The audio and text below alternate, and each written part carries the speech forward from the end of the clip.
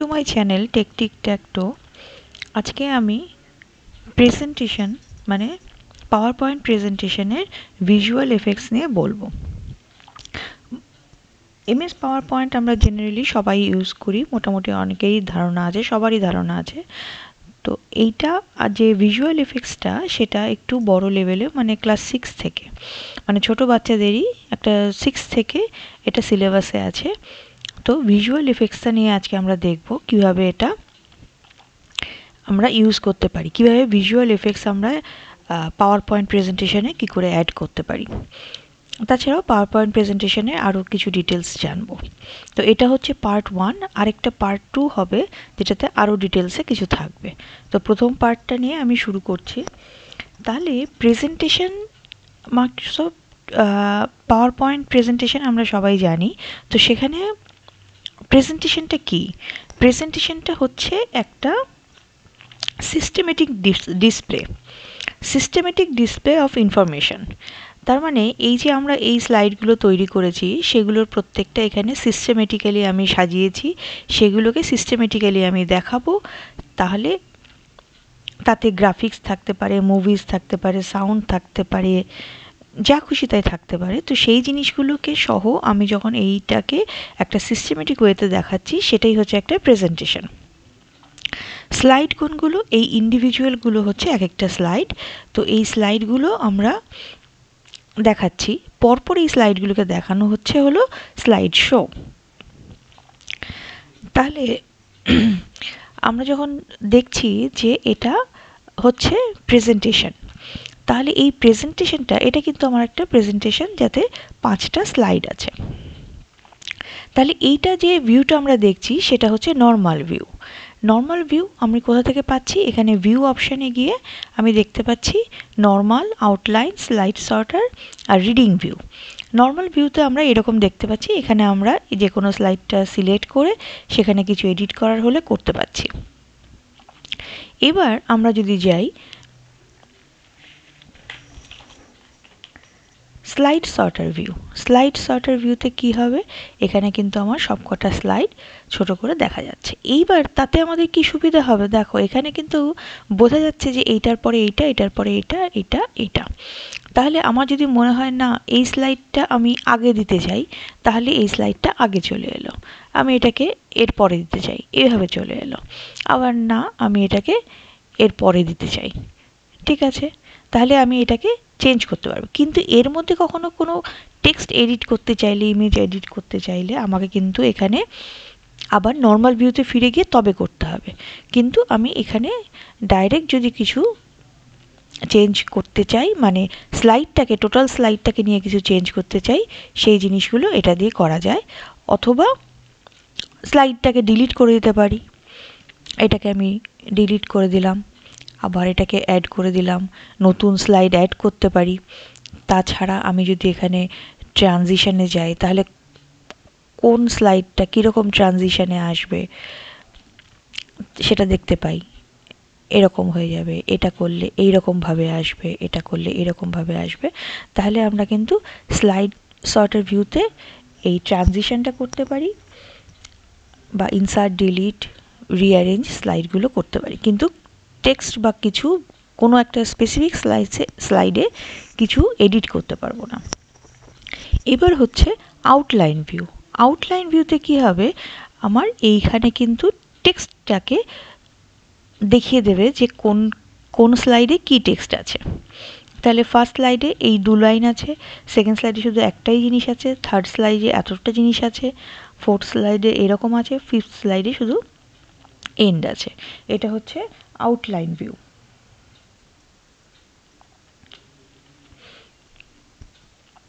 আরেকটা হচ্ছে reading view. Reading ভিউতে কিন্তু কোনো কিছু থাকছে না, শুধু তুমি রিড করতে পারবে। সেক্ষেত্রে এখানে অ্যারো দিয়ে আমরা পরের স্লাইডগুলোতে যেতে পারি, এই অ্যারো দিয়ে আমরা আগের স্লাইডগুলোতে যেতে পারি, অথবা এন্টার দিয়েও যেতে পারি, বা ব্যাকস্পেস, কিবোর্ডে যে এন্টার আর ব্যাকস্পেস আছে সেগুলো দিয়েও আমরা যেতে পারি। এখান থেকে বেরোতে গেলে এসকেপ করতে হবে। এবার যদি আমরা কিছু অ্যাড করতে চাই, মানে আমি এখানে নর্মাল ভিউতে এলাম, এসে এইবার আমি এডিট করব। কি এডিট করব? ফার্স্টে আমি একটা ইনসার্ট পিকচার করতে চাই। তাহলে ইনসার্ট করতে হবে যেহেতু আমাকে ফার্স্টেই যেতে হবে ইনসার্ট ট্যাবে। ইনসার্ট ট্যাবের এখানে গেলে এখানে যে আমার পিকচার্স আসছে সেখানে আমি ক্লিক করলে পিকচার্সটা হচ্ছে আমার ইমেজেস গ্রুপে আছে। তো পিকচার্সে ক্লিক করলে আমি যদি বলি অনলাইন পিকচার্স, এখানে আমার অনলাইন পিকচার্সের অপশান চলে আসবে, অনলাইন কানেক্ট হবে, সেখানে আমি যে কোনো একটা পিকচার অ্যাড করতে পারবো।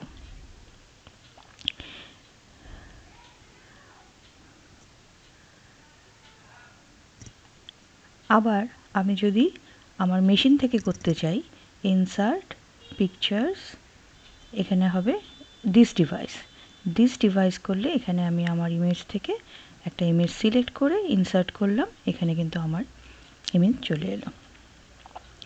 ঠিক একইভাবে আমি যদি কোনো মিডিয়া ক্লিপ অ্যাড করতে চাই, তাহলে আমি প্রথমে একটা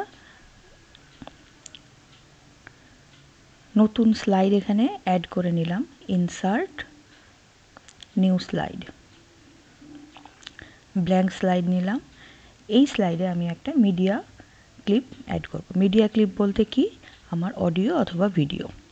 আমি একটা অডিও অ্যাড করি, ফ্রম মাই পিসিও হতে পারে অথবা রেকর্ড অডিও হতে পারে। ফ্রম মাই পিসি করলে এখানে করলাম, আমার সিলেক্টেড অডিওটা দিলাম, ইনসার্ট করলাম। এবার এটা যেটা এলো এটাকে আমি প্লে করতে এইভাবে প্লে করে শুনতে পারি। ঠিক একইভাবে আমি যদি চাই তাহলে আমি ইনসার্টে গিয়ে মিডিয়াতে গিয়ে আমি যদি বলি ভিডিও, তাহলে ও কিন্তু একটা ভিডিও দিয়ে দেবে। এখানে আমার একটা ইউটিউব ভিডিওই আছে, সেই ভিডিওটা আমি এখানে ইনসার্ট করলাম, সেটার থাম্বনেলটা এরকম বলে এরকম দেখাচ্ছে। সেই ভিডিওটা যদি আমি ছোট করে দিলাম থাম্বনেলটা, এবার এটাকে আমি যদি চালাই ও কিন্তু ভিডিওটা চলতে শুরু করেছে, ও কিন্তু চলছে ভিডিওটা। তো এইভাবে আমি অডিও ভিডিও অ্যাড করতে পারি। তাছাড়াও অডিওর ক্ষেত্রে আমি নিজের ডেস্কটপ থেকেও রেকর্ড করতে পারি।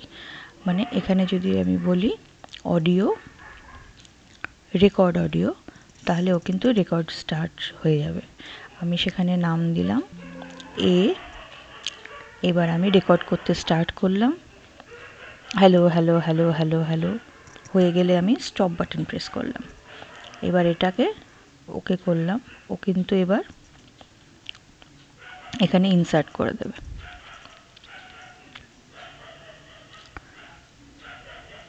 স্টার্ট করলাম, hello hello hello hello hello হয়ে গেলে আমি স্টপ।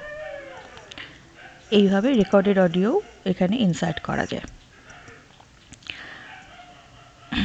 তাছাড়া এখানে দেখা যাচ্ছে স্ক্রিন রেকর্ডিংও করা যেতে পারে। স্ক্রিন রেকর্ডিং অ্যাপ দিয়ে স্ক্রিন রেকর্ড করেও এখানে অ্যাড করে দেওয়া যেতে পারে।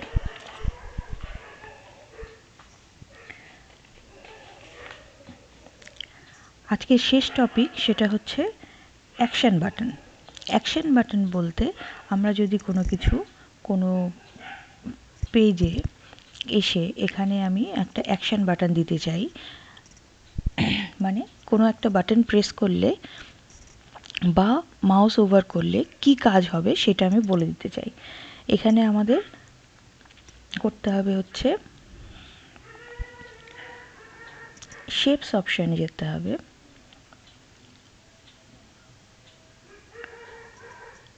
ইলাস্ট্রেশন গ্রুপের শেপস অপশানে যেতে হবে, গিয়ে লাস্টে আছে অ্যাকশন বাটন। অ্যাকশন বাটন আমাদের কটা আছে? 12টা। 1 2 3 4 5 6 7 8 10 11 12টা আমাদের অ্যাকশন বাটন আছে। এটা হচ্ছে কাস্টম। তাছাড়াও এটাতে বোঝা যাচ্ছে সাউন্ড, এটাতে বোঝা যাচ্ছে নেক্সট বাটন, এটা প্লে বাটন, এটা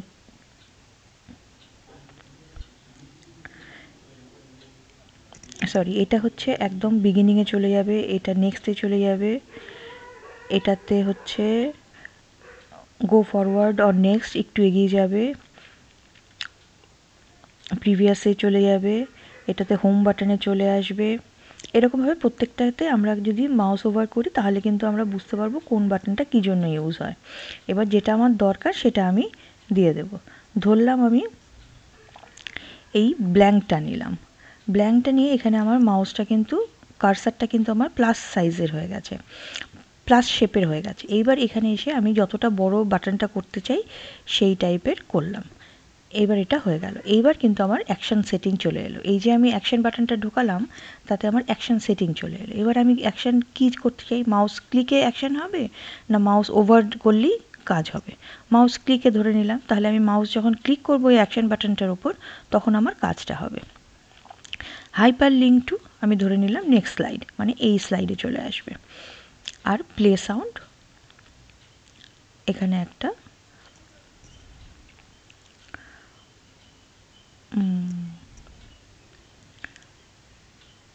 কয়েন সাউন্ড দিয়ে দিলাম। তাহলে এবার আমি যখন ওকে করব, আমি যখন এই মাউসটাকে আমাকে এখানে স্লাইড শো করে তারপর করতে হবে। স্লাইড শো করলাম ফ্রম ক্লায়েন্ট সাইড। এখানে আমি যখন মাউসটাকে ক্লিক করব নেক্সট স্লাইডে চলে এলো এবং কয়েন সাউন্ডটা শোনালো। তাহলে এইখানে এসে এইখানে গিয়ে আমার নেক্সট স্লাইডে আসবে এবং একটা সাউন্ড শোনাবে।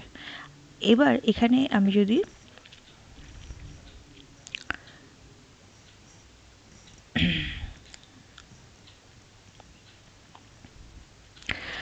যদি এখানে রাইট ক্লিক করি তাহলে এই অপশানগুলো আসছে। সেক্ষেত্রে অন্য কোনো ছবির সাথে সেটা যদি থাকে তাহলে bring to front, send to back, তাছাড়া এডিট লিঙ্ক, এরকম নানা রকম অপশান আছে। শেপটাকে চেঞ্জ করা, ছোট বড় করা বা চেঞ্জ করে দেওয়া শেপটাকে, সেসব আমরা করতে পারি।